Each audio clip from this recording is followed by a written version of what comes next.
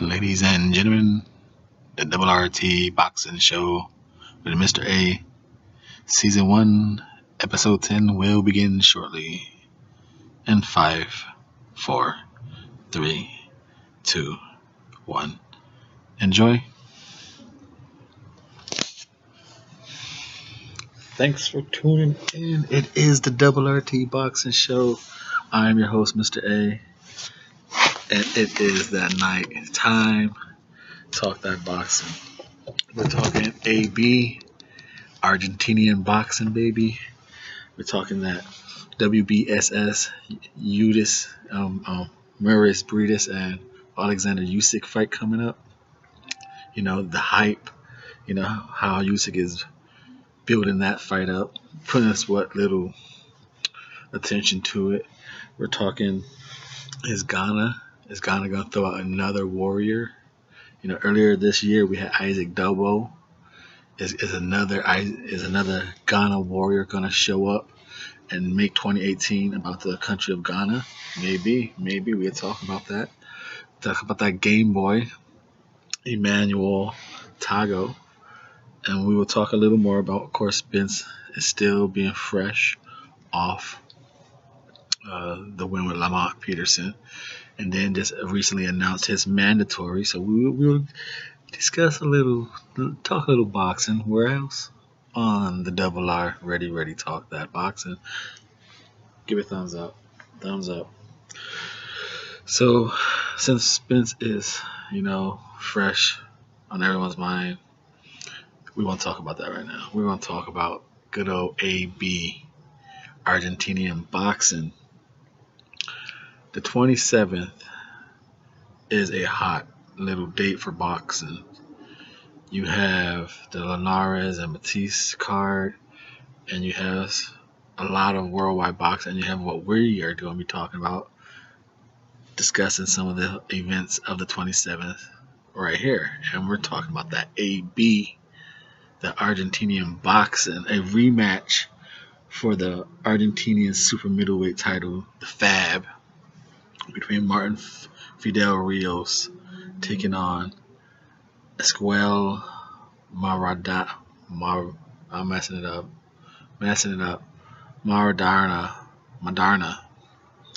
Now, I watched this fight. I believe this fight, it showed character. It showed, because Rios, for those who are not familiar with this fight at all, and you're just watching this episode because you just love the show, now you're just being educated on some more boxing, like I am myself. Martin Rios, I guess he fought the likes of Sebastian Highland when his knees were still there, in 2016, and he lost recently to he fought Highland back in the day, a little further than that. He just recently lost to Jamie Cox, who was in the WBSS tournament, which we're discussing a little on later this show, but the cruiserweight edition. So Martin Rios, that's his little worldwide famed opponents, taking on Maderna as a rematch. They fought for the vacant Argentinian super middleweight title. Somehow the belt came back around, and they're fighting for it again. Because I'm not sure if Martin Rios still has it from the last time. Because he went up in weight a few times and fought, so I'm not sure what happened to the belt. But Martin is 22-13 with 4 losses. Maderna is 25-4 with 16 KOs. 25 years old to 31. Now, if you watch the fight, then you kind of know what happened. But if you didn't watch the fight, these guys, it was a real close encounter fight. Not much lateral movement between it. It was a real ugly, inaccurate, close quarters fight. A lot of holding, wild swinging behind the heads. Once in a while they step back and 1-2 each other, but a lot of inside sloppiness. But where I feel the fight really changed was Rios, given like I said, he's the younger man at 25 years old, and Maderna is 31, but Rios has 250 rounds of a boxing, while Maderna only has 152.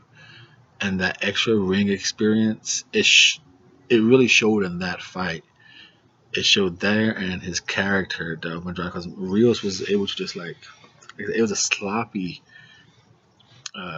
inaccurate fight. So at times when Rios, he like hold him just like to kill a little bit of time, or just to mess with Maderna, just mess with him, just make it rough and just a weird fight.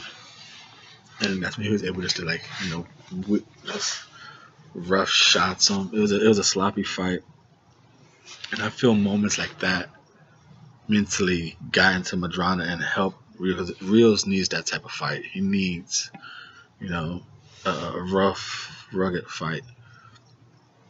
And I think that's how he won.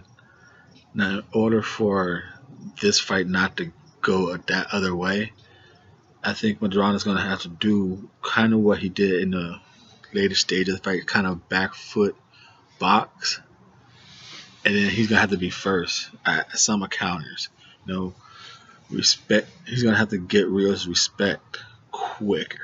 Because he didn't really get nothing hard on Rios. The back foot boxing he was doing was working. He was able to unleash combos. Because he seemed like the more accurate boxer, but Rios was just provides the volume of punch, like just pressure, like it's a sloppy-ish, and he throws pressure, like not even pressure, but he just throws more punches. But I think Rios is gonna win again in that match. I do pick Rios. I just think he mentally is a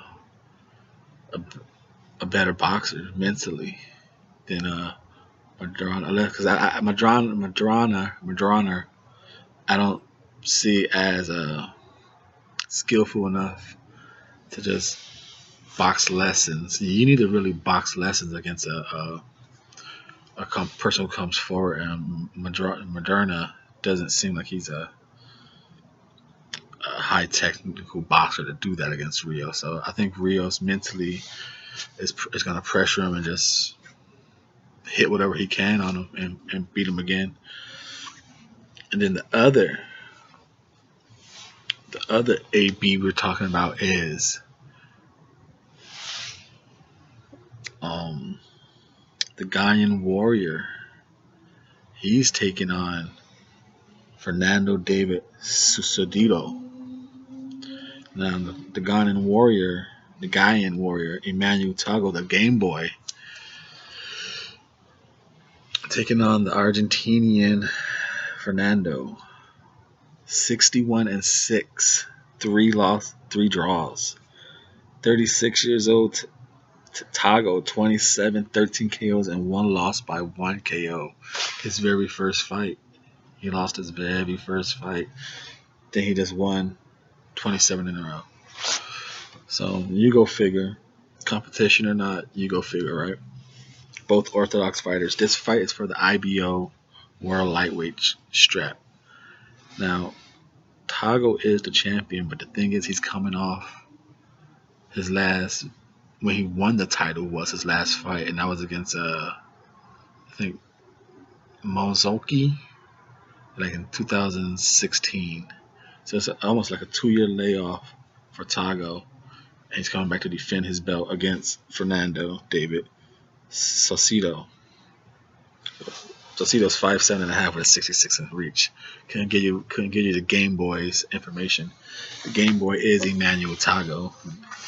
He's very how can you say it? If you have never seen the Game Boy, I believe he had 1 or 2 fights over here on the States. You might have seen it if you just be watching boxing. You might say like, who is this very flamboyant guy? He's like comes in costumes.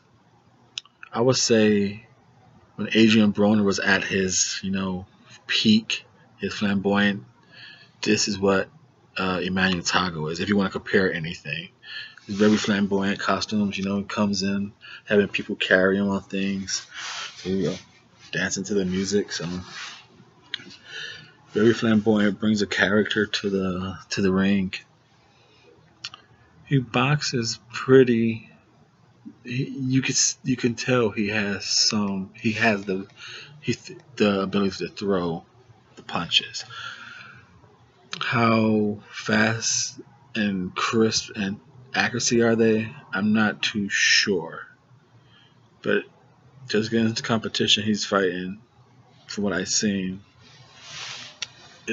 he looks good. But to say he's coming off a 2-year layoff, and it's if you want to go back on, I guess what I've seen, he has the hand speed over Fernando. He has the footwork over Fernando. He has the legs over Fernando. What Fernando has is going to be the ability to fight forward. You know, he's going to be first with his jab. Wow. Because defensively, Tagoe, he's going to give you a side stance where a hand is down, his left hand's going to be low. And when he punches his head, he's still squared up. So he leaves himself open. Fernando's going to have to press that. Because if he doesn't press that, I believe it's going to be just easy footwork and speed for Tagoe. Because Tagoe has been talking, he's saying Fernando will not go past 9 rounds. 9 rounds, he called it. He said, nope, this guy coming off a layoff. So I don't know if it was an injury layoff or just coming off, you know, who knows, promotion, family. But nope, 9 rounds. You gotta love talking like that, you know. Make a side note. Talk about talking. I don't know if it was covered before, but you know, one of the best, because the fight coming up is the rematch between David Benavidez and Ronald Garvel. Now that press conference, you had I almost forgot who else you had there, because they were just, you know, I forgot what they were even talking about. But David's all like, you know, this time I'm just gonna go out there, I'm just gonna knock him out. I'm gonna talking the talk like a champion. Press conference, you know. Ronald Garvel's like, yeah, I learned from the match, man. He can learn all. Like, I'm just gonna knock him out. That's all I'm gonna do. I'm just gonna knock. It's like, David, do it. Young as David, keeping it entertaining. You know, no one wants to go to the press conference, man. Oh well. Thank you for coming out. I hope this is it's gonna be an entertaining fight. I've had a good camp, and I think I fixed what I did wrong. And he ran into his damn fist. You know, don't do it so much. And David said, I'm just gonna knock him out. Love it, love it. Go, David. That's how you keep the boxing entertainment entertained, and that's how you get it spanning. Like, look at this guy talking smack. So young David doing it. Now back to the show. As we're talking that Argentinian boxing, we are going with the Ghanaian warrior, the Game Boy himself, Emmanuel Tagoe, to defeat the Argentinian Fernando David Saucedo for the IBO World Lightweight title. Tagoe will retain that, I should say. Now moving on to more action for the 27th. Like I said, the 27th is a hot week, just like its previous week, the 20th. You know, 2018 is starting off really nice, folks. Thumbs up for 2018. Thumbs up for the Double RT Boxing Show. Getting it noticed. Share the videos. Share the show. Share the love. Boxing, baby. Boxing. Just in case you heard me or didn't hear me, I did mention thumbs up. So please turn that gray thumb blue. Tips of the hat to you. Tips of the hat to you.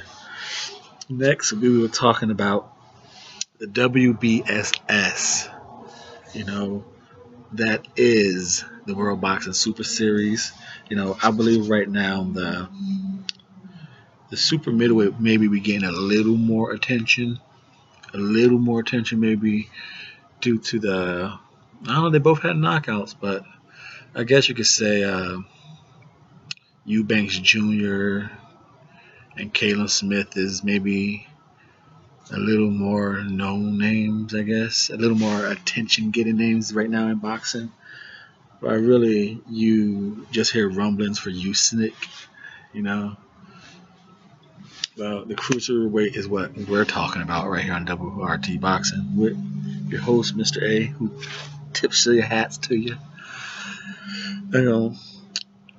What I really do like about this build up to this fight is Alexander Uysk, who is a character. He brings skills.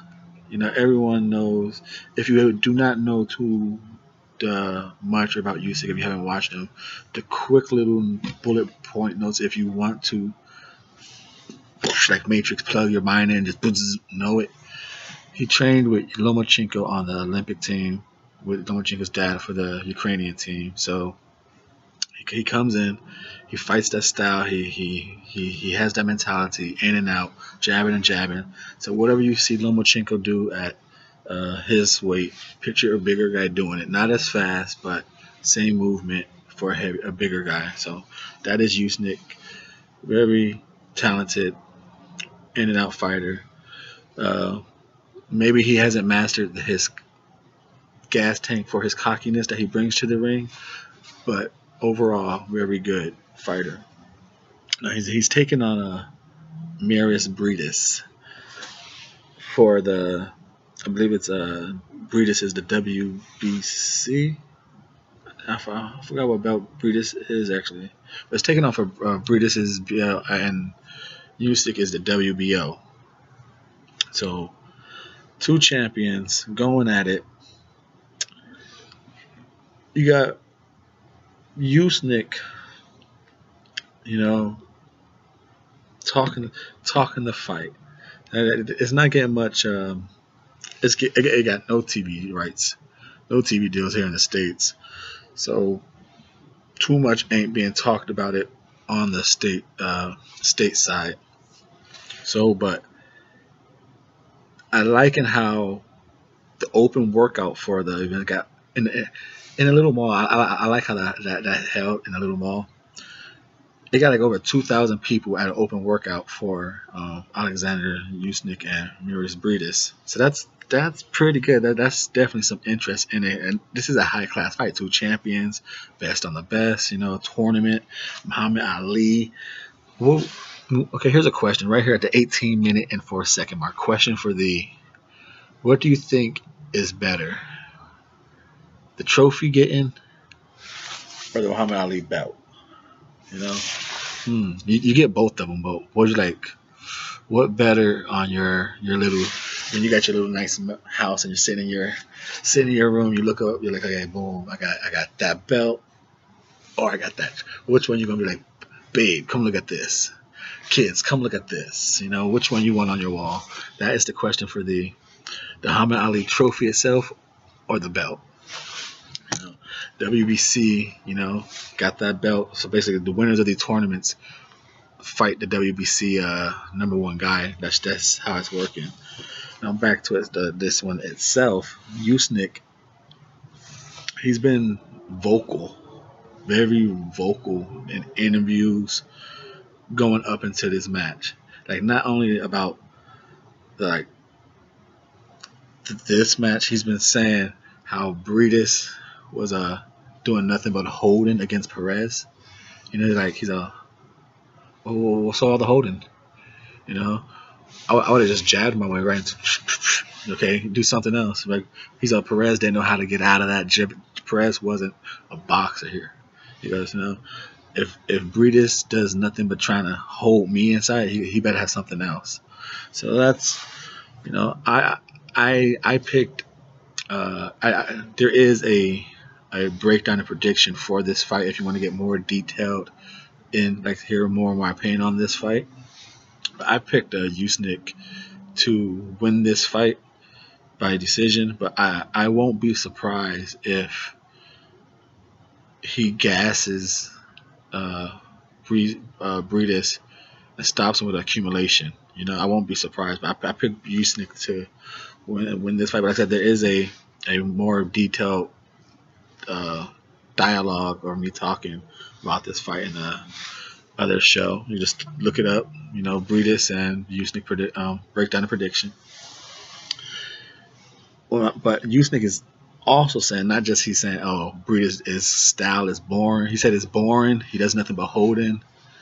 And then he's even saying, like, you know what? After I win this tournament, you know, this tournament gets me all 4 belts. I'm gonna go up to heavyweight and take on Joshua. Cause that's the question everyone's asking me. I'm telling them, hold on, not yet. But I'm gonna go up there, take on Joshua, and show them all how good I really am. Thank you. As a boxing fan, it's like, okay, you know, that's all I want to hear.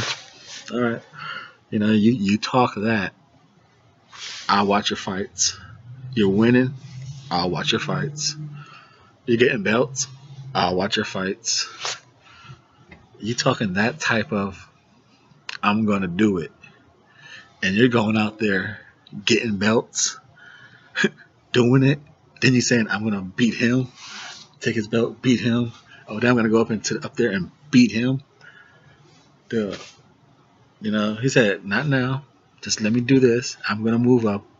Don't worry. Because I guess in the Olympics, they both won gold. Both being Alexander Uysk and Anthony Joshua. They both won gold in the 2012 Olympics. Uysk was a heavyweight gold. Anthony was super heavyweight gold. They both got their first belt in 2016. So, oh, what a storyline, right, folks? Alexander Uysk and AJ, you know, that's if AJ has the belts through all this little heavyweight dance itself that's going on right now. That's a whole nother story, folks. Whole nother discussions.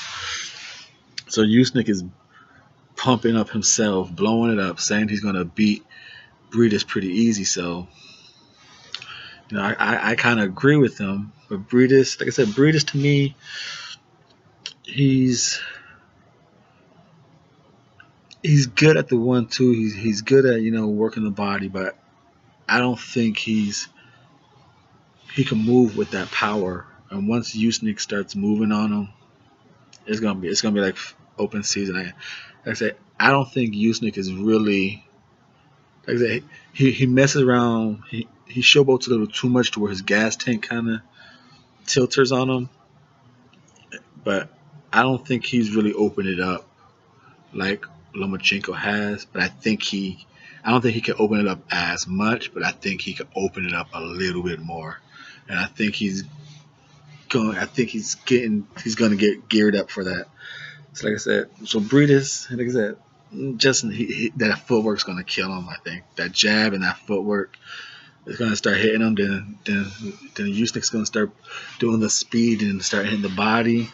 It's gonna wear Briedis down. Unless Briedis catches him coming on a pull out or something, it's gonna go moving around jab, or then peppering, then doing body shot moving. It's gonna wear Briedis down, I believe. Like I said, I think it's gonna be a good point victory, or I won't be surprised a gas out, just accumulation stoppage. Like he's getting hit too much. So that's it. That is another fight on the 27th. You got the two Argentinians talking that AB baby, Argentinian boxing all day. The 27th, you got the Uysk taking on Briedis. Also, there's an undercard we will get further into breakdown predictions on the World Boxing Series undercard. So if you are into the World Cruiserweight Super Series, Boxing Super Series, you know, stay tuned to the Double RT Boxing. I will be covering the undercard, like Johan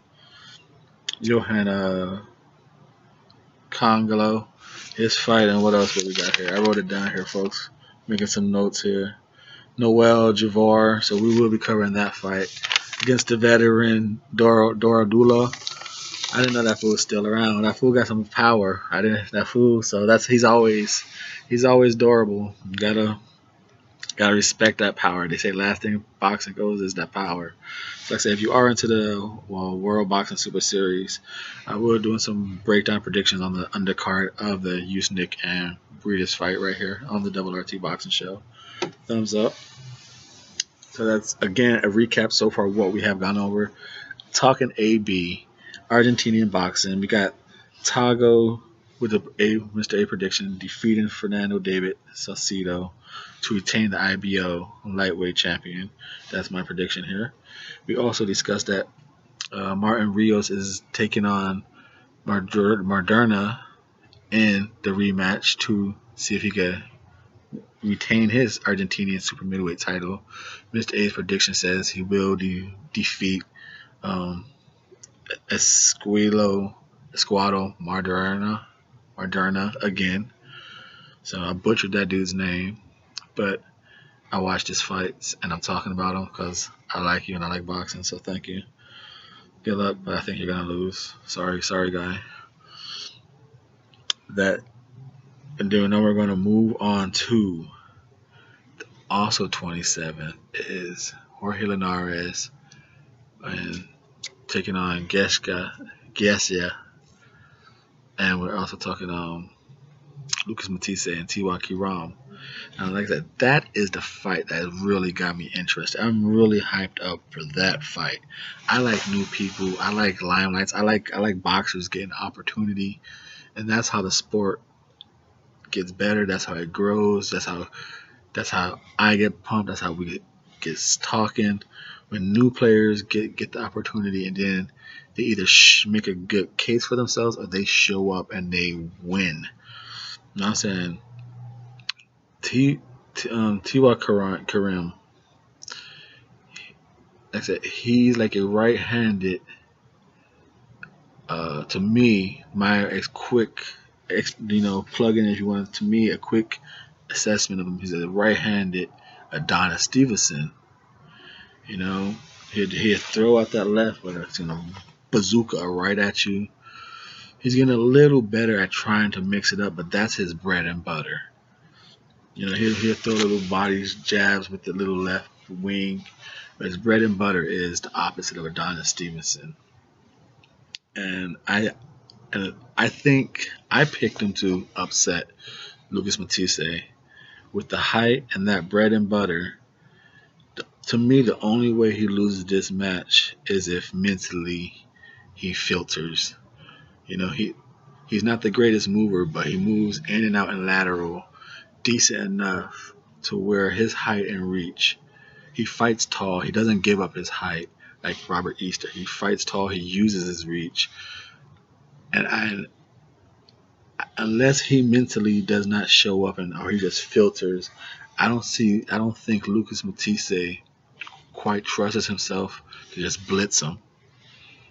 So I think he's going to be able to keep Lucas Matisse out there and really just slowly work him. And he's a heavy-handed guy. He's he might be a natural 154 fighting at one. He's a big dude.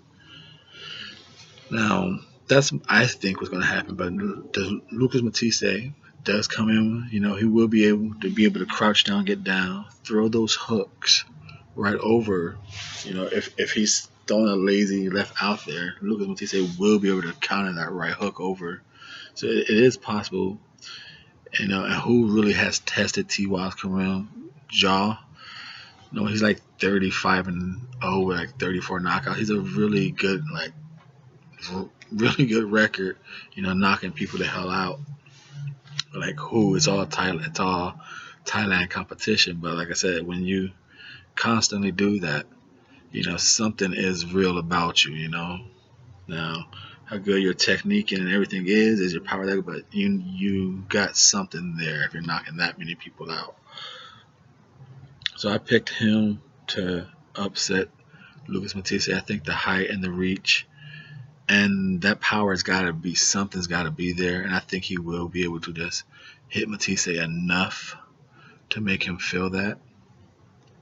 And I did, that's it. I got him on the upset. Now, I just want, that is also the 27. So that is just a little bit. We will discuss a little more of the 27th as we go on, further episodes, a little more until that date. Now, we will finish this show with what is hot and what is, on everyone's tip of the tongue discussions is Earl Spence Jr., dominating performance, very impressive performance of Lamont Peterson. One performance which Mr.A called. I lost some predictions here, but folks, hit that thumbs up for Mr.A saying Barry Hunter will stop the fight on Lamont Peterson and Earl Spence Jr. If you did not check that breakdown and prediction out, go check it out, and you will hear Mr.A say this fight is going to end because Barry Hunter is going to stop it.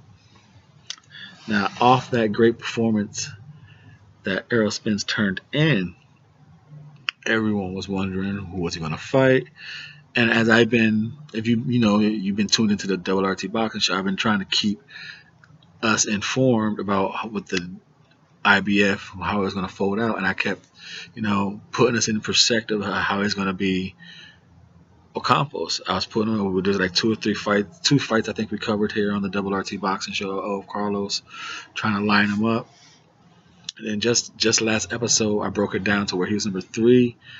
And if it wasn't going to be him, it was going to be the bigger name, Devin Alexander, who they're trying to set up for a good victory to pump it up, who might just be his closeout fight. Because still, even after Ocampos, who really is there for Spence to fight?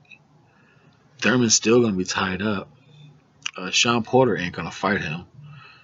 Sean Porter, you could say this, you could say that. He's waiting for Keith Thurman. Spence and Sean Porter is not going to happen this year.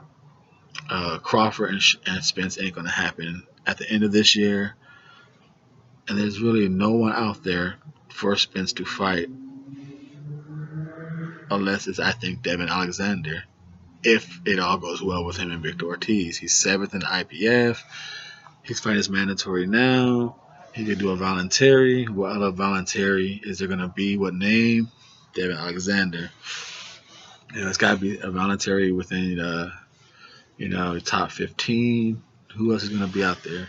Number 2 is going to be the winner of the Ugas and Ray Robinson, unless that's a barn burner, unless that's just a back and forth fan entertainment fight, and the fans want to see that winner again, then yeah, he'll fight him at that winner as a voluntary, unless the IBF does a great matchup at eliminator for number 1, which has not been discussed or mentioned yet, or they might just give that spot away. Who knows?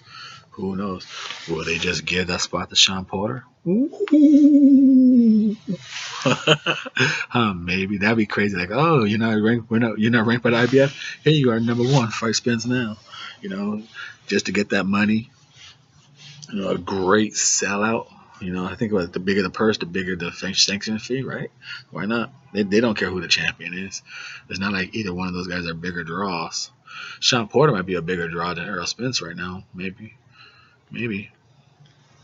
But anyway, moving on to Spence, his mandatory was officially announced today, Carlos Ocampos, who, after like a year and a half of Konstantin Parnamarev kept canceling out on the final eliminator. That fight was supposed to happen like 2 or 3 times. Konstantin kept pulling out. Carlos finally went on with a replacement, beat Dario Freeman. That's the fight we covered here on Double RT Boxing, and beat him. Became this mandatory right here, and now he's fighting Earl Spence. So that's how he got this shot. And see, before you just completely, 'cause I know I'm pretty sure there's a good chance people who watch the show might know who Carlos Ocampo is. You know, might know a little something. And then there's some people who just stumble across the Double RT boxing show like, what the hell is this dude? Who is this guy? And you just happen to watch him because you're like, I watched everything else. Let me watch him. It's about 30 minutes long. Is it really 30 minutes of talking boxing? Yes, it is. Yes, it is. Hopefully you're entertained by this 30 minutes of talking boxing, because that is his job of the Ready Talk Boxing Show. Thumbs up for the Double RT Boxing. Thank you very much. So, here you are, Spence. And before you just write Ocampo off, let's talk about him. What is he? What can he do? Well, Carlos Ocampo, first off, his biggest challenge against Spence is going to be belief, because he's always came into the fights knowing he was the better boxer. You could tell by the way he had a little swag into him, the way he just threw his punches, the way he relaxed it. Like, he was always knew he could escape a route somewhere.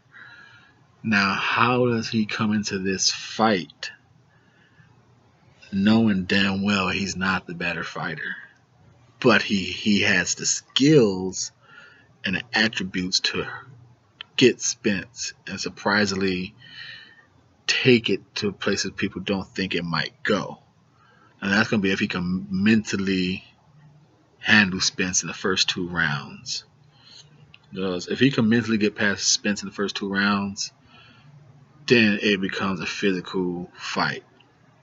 But he could easily get beat quickly in the first 2 rounds mentally, and the fight ends.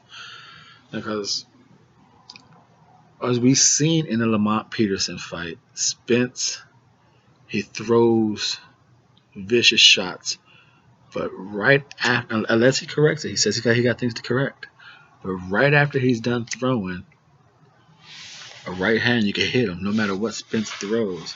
A hook, a straight, an uppercut, a bottom hook. Lamont was able to throw a right hand and it hit every time. And Carlos Ocampo's best weapon is his right hand. He's a back foot counter, most likely, most of the time. But I don't know if he's always going to want to take that chance with Spence being a back foot counter. He's going to have to move lateral, which he does pretty decent. He has lateral movement.